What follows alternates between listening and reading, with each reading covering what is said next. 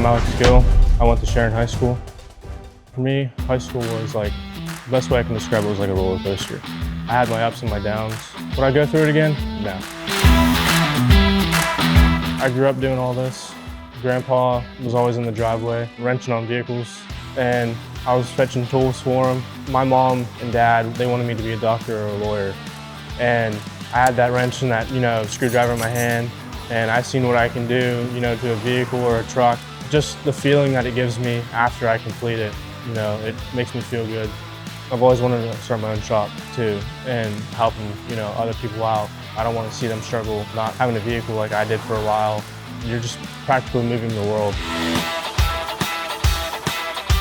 I would recommend NCST. It was my first choice. They want to see you succeed, they don't want to see you fail.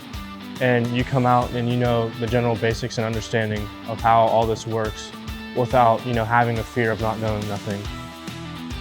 Find something that you want in life and set that goal and, think of all the things you have to do to, get there. Get up and do it.